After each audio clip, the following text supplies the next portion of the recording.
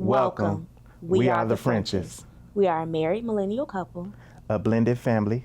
I'm Chris. I'm Vaughn. And today's episode is about purpose. Yes, purpose. So in this episode, we wanted to make sure that we got to let y'all know where we are right now. Compared to where we was in the beginning. Exactly. So, Chris, what is your purpose? Don't call me Chris. It just feel weird? Yeah. But that's what you like. That's not what you call me. Okay. Beautiful. Thank you. Oh, I'm feeling this purple though. You know? Thank you. You chose these colors. This is the one you chose. Yeah. So, what was your purpose when you first started dating in the beginning of your life? Like in the beginning. The beginning of my life? Like the beginning. I don't really feel like I had a purpose. It was just I was a teen. Well, actually, I was like 6th grade when I first started. Yeah, boyfriend. Which way? 6th grade? Yeah. 6th grade. What you doing in 6th grade? Oh my gosh, really nothing. Like we would go to my mom's house. Like my mom would have the boy come to our house. We would like watch TV and like play games and stuff like that. Fix your face. 6th grade? Listen, sorry, I wasn't a late bloomer. Sorry. I was clearly because I didn't know you. I was that girl. Well, I see. Because 6th grade, man, that took me out. I'm shocked right now. So you never had like a little crush or what y'all doing? Playing 7-Up? Thumbs up, thumbs down, thumb wars? What? Never mind. But what you mean, never mind? Listen. You know, we done started a whole nother conversation. We was on purpose. Okay, here. come on. No. Get back. Now we got to start this. No. But listen, I don't know. At that point in time, I didn't really have a purpose. It was just, trying to figure out what I liked, I guess. What y'all doing, taking naps? Take it. First of all, 6th grade? Don't hate on a good nap. Don't do that. But I mean, it was like very innocent. Oh. It was very innocent. Like, I don't think I really like started getting serious with quote unquote dating until maybe like 8th grade or no, actually it was about 7th grade. I had a boyfriend. A year later? 6, 7? Wow. I'm just shocked and appalled here. Okay, it's the judgment for me coming from that side of the room. I'm sorry. You're right. I shouldn't be judging. We listen and we don't judge. There you go. Let's try it again. Okay. Because you was being disrespectful. Let's go back. Rewind. Anyway. Yes, gonna continue. 7th grade. So I was just trying to develop like what I liked and what I didn't like. And there was a lot of characteristics of him that I liked. And it, he kind of became a little abusive. Wait. 7? Yeah. This started in 7th? It was like 7th going into 8th. Yeah, it was crazy. What are we doing in 7th grade? So you ain't had no girlfriend in 7th grade? No. I must have been real late. For real? Late. My first official tissue. Chill. Don't let me down, bro. Was 7th grade. Thank you! Now, what about you? Honestly, was you about 7th grade, right? Nah, we don't. Okay. Crush. So when was your first official? Was it gentleman in high school? 8th grade. Okay, see, you're late. I might have been 6th grade. See? You went. Oh, 6th grade. Wow. First year of middle school, I think I had that convo with my mom, and she was giving me pushback. I asked her how young was she, and it was younger than 6th grade. So I'm like, come on now. She like, alright. So shout out to my mama. You know what I'm saying? Absolutely. See, you were late. Hey, you're right. I guess I was. You were very late. I was into video games, balling, and. Ain't nothing wrong with that. And there's absolutely nothing wrong with that. Because. Well, you look at Corey. Corey, what they were. South high school. They were high school. That's what I'm saying. He was like you. Like he wasn't into it like that. He was like into his video games and all that other stuff. But they've been together about a year or so now. So I mean, it's nothing wrong with it. Ain't nothing wrong with it. I'm on just saying. Average, I'm just you're saying. hitting like middle school. So you had a crush. No, I had a boyfriend, dude. Well, you had a boyfriend. A boyfriend. 6th grade, and then 7th grade. That's it when became a little bit more more serious. with the same boy, or you had a different boy? No, this is a different boy. So you done had 2 boyfriends from 6 to 7? Well, you act like I was just out here busting it open. It was real innocent. What? You shouldn't be busting open in no 6 or 7. It was real innocent. Wow, I'm wow, Chip, man, wow, I'm blown. Okay. How old was you when you got your first kiss? My first kiss was at least 10th grade. You were a late bloomer, dude. I was late. Bro, I was in kindergarten. Kindergarten. I did have a boyfriend in kindergarten. I remember that. I didn't have no Wait. girlfriend, but I kissed a girl. Wait, you talking about kissing a girl? Okay, kissing a girl, like my very first. It was You were in high school, dude. right. I was like 6th, 7th grade. Maybe been 5th grade. If Now, I you was kissed your a first girl. kiss. Now, we was getting to the tongue action in high school. We was Like high school. Wait, y'all was in high school? Yeah, that was high school. I was in 8th grade. See? Wow. I'm wow. This is wow. When it was kissing, it was no more than that. Ooh. Calm down. Back. Let's go. Rewind. Let's get it back. Let's move back on. Wow. I'm learning something. I don't like you right now. You ain't gotta like me. Because I just feel love like me. I feel like you're judging me and I don't appreciate You're right. it. I did the rewind. We rewinding it back to listening and don't judge. I just feel like you just calling me fast for no reason. I did not. Did you hear the words come out of my mouth? No. I don't have to hear the words. It was your actions in your face. Remember, brother, we've been together for 19 years. And I just now found this out. This is a whole new ball game. Ooh. But I got in trouble, y'all. That's that look again. You know, I'm putting up business out there and I messed up. Okay, we fine. We're gonna rewind back. Let's rewind back. Rewind back. You know, we do have to go home together. Here we go. Threats. Y'all saw it first. Threats. So anyway. Okay, continue. At that time, I didn't really have a purpose. It was just, trying to figure out what I liked and didn't like. I've been through some stuff. So I mean, I had an abusive boyfriend in 7th grade. 7th to 8th grade. Uh-huh. And then it was like 9th and 10th. Really, 9th grade, I had got with my best friend, the one who introduced us with her cousin. Mm-hmm. Then he did like some stupid thing talking about take the CL out of Clover, it's over, type just dumb stuff. It was like, it was in 9th grade. It was stupid. And then I think we got back together in like 10th or 11th grade. And then it kind of got serious and I kind of understood like, oh, wow, there's now a purpose to dating because, you want to develop into a relationship and eventually into marriage. Right. So like when me and him were together, it was serious. But then we broke up and I, met Tyler's dad, which I think I lost everything. I lost me. I lost my purpose. I lost individuality. And then I ended up having Tyler. And I knew then my purpose in life was to be the best mother that I could to this human that's looking at me like, well, what do we do? Right. And I knew it was my purpose to teach him. And he's very intelligent. The boy was reading before he was 4. Actually, both of the boys were. And which I give great props on you. Thank you. And then even when we got our girls, I was on it with them too. So I knew when I had Tyler, my purpose in life was to be a mother and eventually a wife.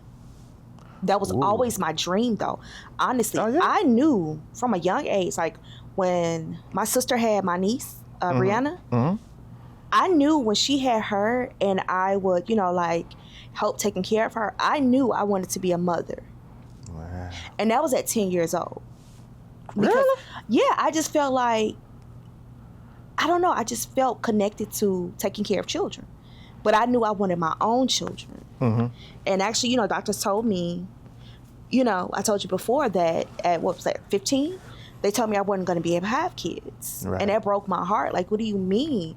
I feel like my purpose is to be a mother, to share the love, all this love and caring that I have inside of me, to be able to carry on a legacy for, my child. Yes. And I'm glad you said legacy, because I feel like even I started my legacy, I felt like in high school. Because I wanted to first find out what I was good at. I tried to play sports, tried to do choir, Spanish, club. I was doing all the activities after school, and I did have, like, high school, I did have girlfriends and started pursuing girls, and I just felt like I should have been more focused if I wanted to I should have been me, like I am now. Because back then, I didn't redefine myself. I didn't know who I wanted to be at the time. I was still trying to figure me out, and I think I figured myself out junior year. But you were a teenager. Like, what teenager really knows themselves? Like, truly knows themselves? Yeah, that's true. But when it came down, like, freshman year, I was just like, man, I got to get the books, learn stuff. I was focused on learning, focused on trying to elevate my mind and figure out, I know I got to get a good job because I want to provide. I always want to provide. That was always my goal. Whatever I was doing is out providing for my mama when I got old enough to take care of her, or providing for my auntie, my cousins, everybody in my family. I was family oriented, so I was more of, my purpose was to take care of everybody. And you're still like that now. Right. That didn't change. That's when it started in freshman. So then by junior time, or a little bit of sophomore time, that's when I really I got my heart broken, actually, freshman. Oh. Yeah, freshman year, I got my heart broken. Baby. I had a crush on a girl, and I didn't say I had a crush on the girl.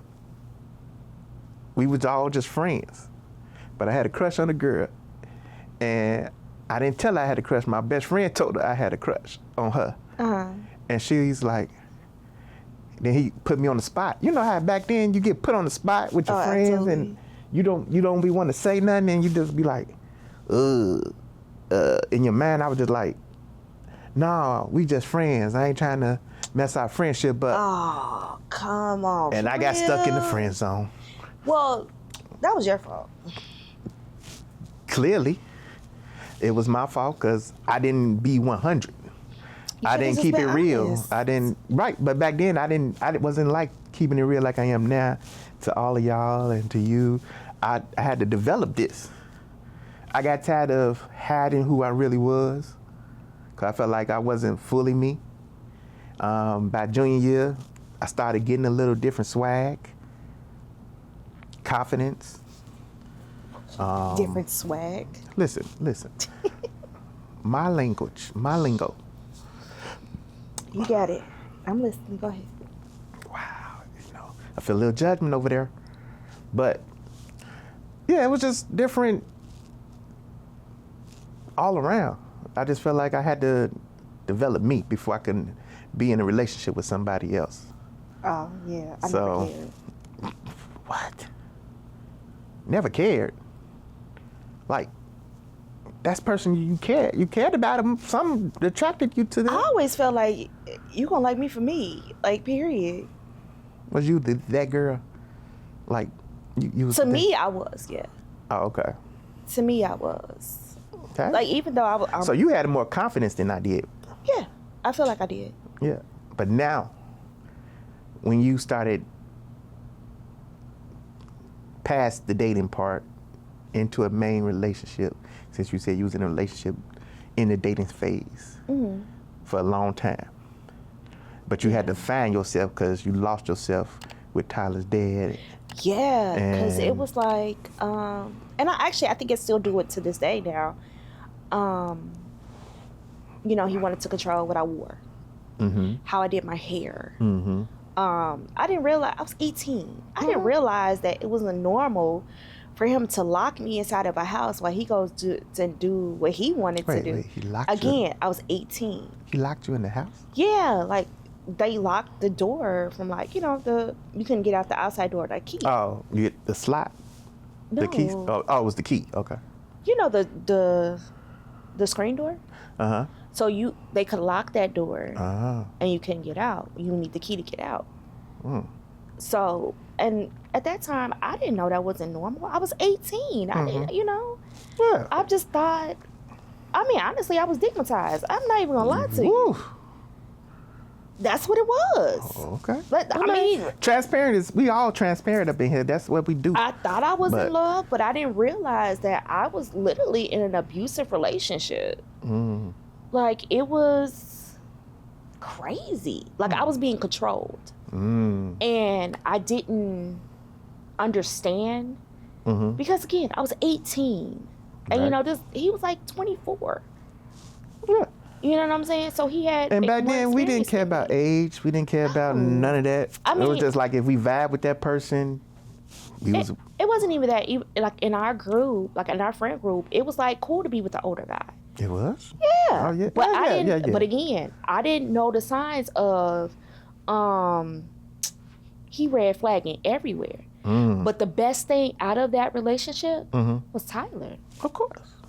That was one thing I always appreciate. I think that was his purpose for my life, was to give me Tyler. Wow. Because they say that when a woman has a boy, Mm-hmm. they needed to know what true love really was. Mm. And when a man has a girl, they needed to feel needed. They want to feel protected. They want to be Right. No, protected. they used to be in love. They used to be getting down with the ladies, and now this guy punishing them with a daughter. Oh. I don't know. He got two. They're very different. We got our baby girl over here. She's mean, but sweet at the same time. Okay? She's something else. Yeah. She want to love on you. Then she want to cuss you out. Then she want to be a big old True. baby. True. Then she want to cry. Then she wants you to rub her stomach. Pay her attention. But then piss off, she don't want to talk to you. Tell me I'm lying. Ooh! Wow. Baby, let's just stay over here, because when that lightning strike, it's going to go boom, boom, boom. Wow. You want to come up here and say hi? No. Okay.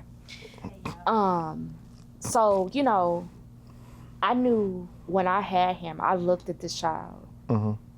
And I cried for 2 weeks straight when they told me I was having a boy. When I called my mom, I'm like, Did you really want a boy? No, I did not want a boy. I did not. I absolutely, positively did not want a boy. Because I grew up with all girls. All right. So I was like, what do you mean? So I called my mom, like, Mom. She's like, what's wrong? What's wrong with the baby? Are you okay? What's wrong? It's a boy. She said, girl, get off my phone. And she hung up on me. Like, I legit cried for 2 weeks. I was pissed. That she hung up on you? No, I was. Oh, you just pissed because it was a boy? It was a boy. Like, I don't know how to raise a boy. Only thing I know is girls. So this child came out so gorgeous. That's one thing that man did. Mm-hmm.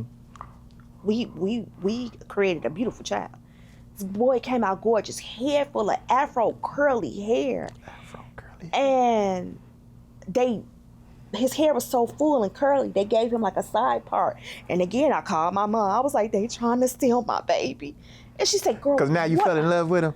I was in love with that child. After you saw him, because it took you a minute to see him, huh? So I was like, how dare you give me a boy, God? But that's what I needed. I apologize, God, but that's what I needed. And I didn't realize I needed that. And I called my mom, and I was like, they're trying to steal my baby. The hospital? No, for real. Or the nurses? No, listen, no. I was not crazy, and I'm going to tell you why. Because they kept coming. I was like, call my mom. They kept coming in there and was like, oh, my God, he's so gorgeous. They were bringing other nurses in there to see Tyler. And I was by myself. Like, I didn't have his father there. Mm-hmm.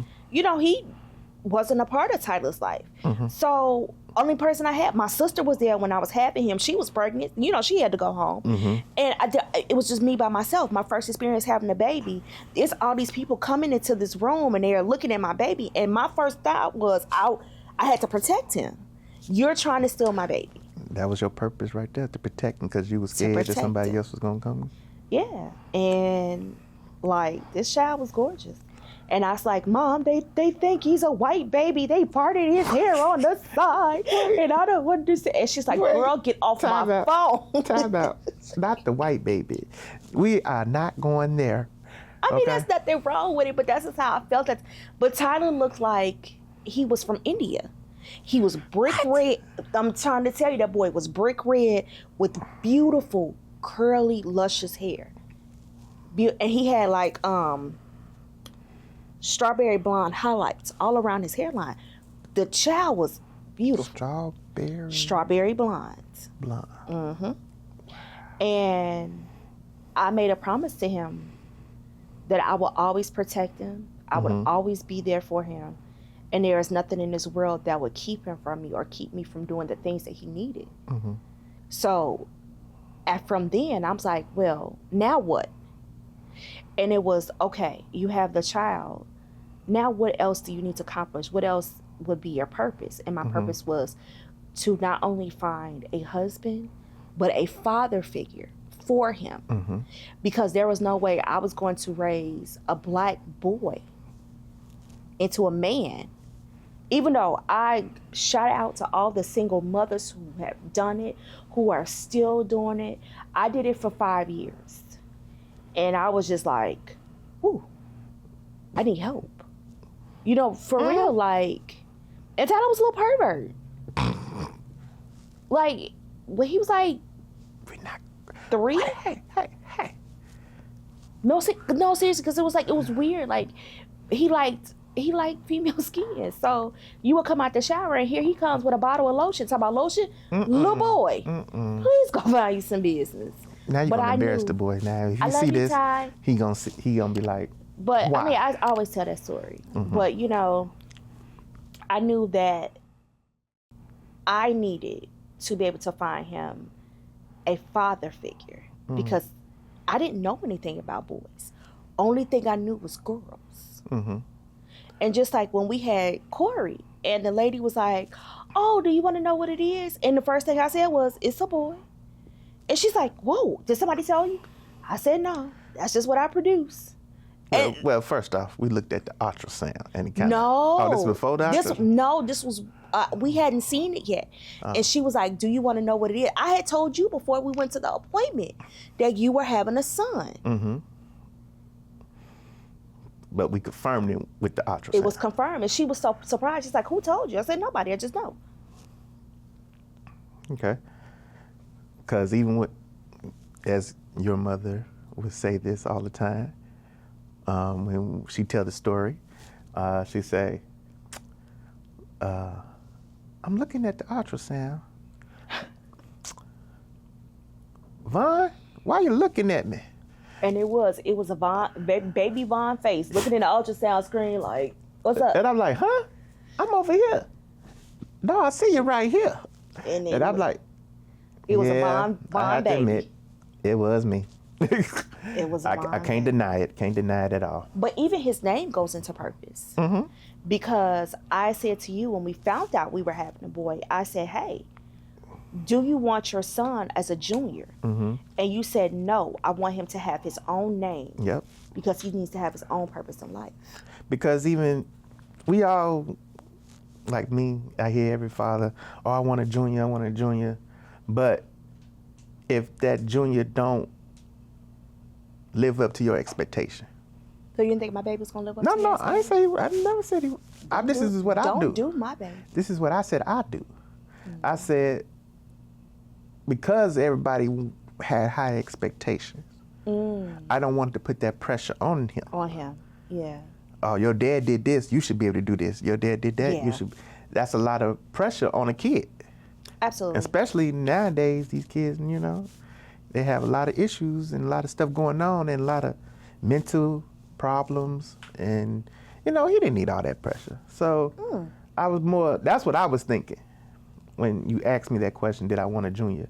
And then I wanted him to have his own name that he could stand on.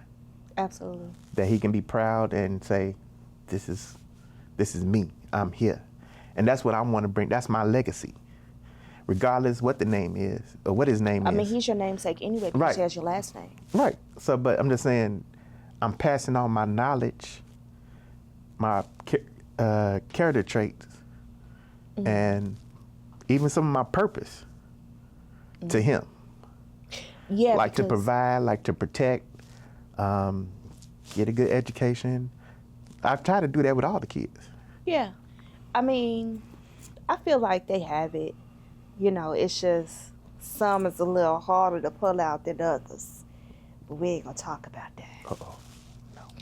But I knew, like I said, when we went over this before, I knew within the first 2 weeks, my purpose with you was to take care of you. I knew that my purpose was to nurture. I've always known that my purpose was nurturing and kindness and taking care of others. You know, there's nobody I won't feed. There's nobody I won't, you know, give close to. She cooked like a whole big feast, y'all. It's like 50 people and you think. No, I did good last night. When I cooked the pepper chicken, I did good last night. I didn't cook a lot. That's because I don't eat peppers. But yeah. Oh, that's the reason. Wow. Yeah. So, let me tell you my purpose back then. Now, is it when you first started dating in high school? Oh boy, because clearly I'm late. Because as you see, I'm late. I wasn't the only one. I see, but I'm late. I'm 10 times late. I'm far. Y'all in elementary school, I'm high school. Late. I'm just saying. But my purpose, again, was to provide. But it was more providing for me at the time. I had to learn to save, write checks, save money, and just in general, learning to be a man at that time. Yeah, because me and you don't have that same ethic. That's true. Yeah, that's true. You said that. I didn't even have to say it. You said it. See, you admitted it. Thank God we got to record this because I want the copy of it because she admitted it, y'all. It's okay because, you know. It's okay what? In a relationship, you're not going to have two people with the same ethics. No. So you changing the words again. See, you got to go back to what you said. You said what? You do a better job when it comes to money management than I. Oh, my God. I am horrible with money management. That's all I needed to hear. Now, yeah, Prophet, you got that? Okay, now, somebody got to save this moment because I ain't going to be able to get this no other time because she's going to deny it till she is lie, deny. See? Exactly. So, I got evidence now. I gave it to you. And I appreciate it. No problem. So, with trying to instill in my kids, well, let's go back. So high school and all that, that's what I was learning from my uncle, my mom, my granddad, my dad, just different, even my friends. I learned different traits from each person I encountered with over the high school years and college. Learned something and took a little something. And that's where I feel like purpose comes into play. Because if you can touch one person with one of your character traits or instill in them something, it could be a very small piece, then you helping that purpose you passing your purpose on to somebody else. Okay. So that's why I tried to be 100% now. I tried to be open book. I tried to be positive. And even in our relationship, our marriage, just to make sure that you know every day I love you. Every day I'm gonna take care of you, provide for you, and show you that you mean the world to me. And if I can do it, I'll give you the world. Because you helped me develop this purpose now. In our marriage, we feed off each other. We've grown. We've grown together. We definitely grown together. Absolutely.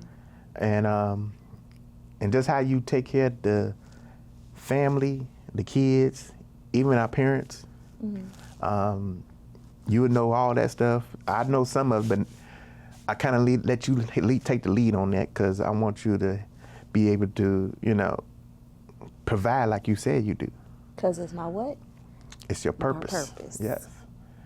So if all I got to do is just make sure you good, then we all good. And I take that. And now trying to instill your purpose and my purpose into our kids. So that's two different individuals, two different goals that we had in mind. Absolutely. Going to our kids. And it's 4 of them. So you got to try to spread it out among them. We also brought them together, the goals and everything, because we are united together. So one thing that we try to do definitely is be on the same page. Even though they call me more than anything. Got his number. And she over here talking about this. She doing that, yep. Because that's what we do, right? Because their favorite thing to do. Mom, where's that? In my back pocket. I don't know. The man is at work while you're calling me. Or he'll even come in the house. Well, why did they leave? Listen, I will give him their phone number. Recite it. Call them. Sure do. Leave me alone. We do not have babies. We have to keep up with one child. One. Because he is still underage. Now he might have some. I see. She's spoiled. All of them spoiled. Pretty much. And they all come to you first, so that's why you're going to get more of the... I'm gonna start putting their butts on D&D. Start with that one over there. So how can you say, can you say that your friends give you some kind of purpose? Or did you give them something that you can get? I think it goes both ways. Like? I honestly really think it goes both ways because I give my purpose to them and they give their purpose to me, like our sister Snow. We feed off each other. If it's something I don't know, she'll call me and go, sis, how you do? Da-da-da. Or I'll call her and be like, sis, this is what happened. Tell me what to do. So, I feel like that we feed off each other. Like even, Margaret or my sister or, Kev or Tanya or whoever it is, I feel like we feed off each other. You know what I'm saying? And I really try to encourage everybody because my sister Tanya, she had to have surgery and she didn't want to go on the anesthesia because she was scared. You know what I'm saying? Right. And it wasn't until she talked to me that she was comfortable with going under anesthesia because God blessed me with the gift of soothing and nurturing. Comfort, absolutely. And I feel like that's a big part of my purpose and who I am when it comes to anybody. When it comes to any and everybody. I feel like even when I was working at the doctor's office, I had a patient come in and every time I look at her, she had this scowl on her face. It's just like, I'm like, girl, are you okay? And one day I was like, absolutely not. I said, we're not doing this today. And she was just angry. I said, let me ask you a question. She's like, yeah. I said, you got food in your refrigerator? She's like, yeah. I said, you got gas in your car? She said, yeah. I said, you got money in your bank account? She said, yeah. I said, you got somewhere to live? She said, yeah. I said, so what's your issue? And I had to be real blunt because I was just so tired of looking at her with this mean face every day. I said, the next time I see you, because you are so blessed to have the things that some people don't have, you better come up here with a smile. I said, I'm tired of looking at you like this. But I said it real sweetly. I wasn't mean. And every appointment after that, she got me, I'm smiling, girl. I'd be like, I see you, girl. You know what I'm saying? Right. Because people will come in a way. Doctor's office, whoever it is, you don't know wherever they got. You don't know what type of day they're having, what they've been through. And sometimes just a kind word or even a smile can take somebody off the edge. Yeah, I've been through that at my job, even just walking by, just sitting on my porch. Somebody will walk by and say, "What's up?" I say, "How you doing? Good morning." You didn't used to be like that, but okay. No, I didn't care. I let them walk by. But like I said, I had got developed more this year. And it's been about 3 years, I say. About 3 years, yeah. Where I do 100% open. So, y'all know. So, I just feel like right now, everybody needs something because of this mental illnesses out here. And you don't know what kind of day that person had, like you said. Just a simple hello, just simple how you doing, just saying hi. Or maybe a lady, well, I don't do that no more. But ladies say beautiful, you can't say that now when you're married. You got to say it. She look cute, something like that. But can I get away with the cute? No. Damn. Thank you. Nice. It's a good word. Nice. That's why that lady in Tennessee almost got popped. Listen, I didn't say nothing to that lady in Tennessee. No, you didn't say anything to her. She innocent. kissed you. Listen, and then almost got a pop. Listen, your mom looked down from the table and was like, "Oh, it's getting ready to go down." Time out. You saying kissing? Like, well, it wasn't his fault. It wasn't his fault. You got to tell the story now. They want to know. They gonna want to know. Do you have sweet tea? And this chick that I don't know put her lips on my man's cheek. Do you remember that night? We was in Huddle House having breakfast. Oh, see, yeah. And everybody just kind of looked like, oh. And I was like, I'm going to give you that one. I would have had to catch her in midair again, because, But ew, how do you put your lips on somebody? Like we don't know you. She was the waitress. I don't care. I didn't even know. I was sitting there. So that's an excuse? Because she was I didn't say that was an excuse. I was just sitting there looking at the menu next, and I know platinum went on me. It was just like, what? I never seen and I blacked out. So I said, hard. whoa. I said, where my wife at? Oh, shoot, it's about to go down. I said, cuz, make sure you hold it down, because something might have to happen. Because I was just like, I said, oh, you got that one. Don't let it happen again. See that face? Don't do that. Don't do that. It's going down. But, yeah, it was just shocking. I just be trying to just touch a person, because you never... Absolutely. You don't know if that's a good handshake or high five. Just saying, what's up? Yeah. And so now with us being married, and we done reached the kids and show them what our purpose is and what we want for the best for them, and they can identify their purpose as they're getting older, so they can relate some of this when they see these videos and stuff like that, and maybe it touch one of them and touch whoever, anybody. That's the whole goal of his. So what do you think that your parents give you? Like, one trait or purpose? Wisdom. Absolutely, wisdom. Okay. What about you? I feel like it's tough. My mama gave me the swag. I'll be pretty honest. Because she was the outgoing person. She was the spoken, first one come in to work, first one lead to work. The last one to lead to work. So I think I got a lot of that from her. On my dad's side, I think it was the knowledge, technology, learning. My uncle, he threw in movies, because me and him go see a movie anytime, ride it out. So I learned different ones from different part of my parents and my auntie and all that. So I just wanted to make sure that it was all a learning experience for me. Okay. So one more question before we end.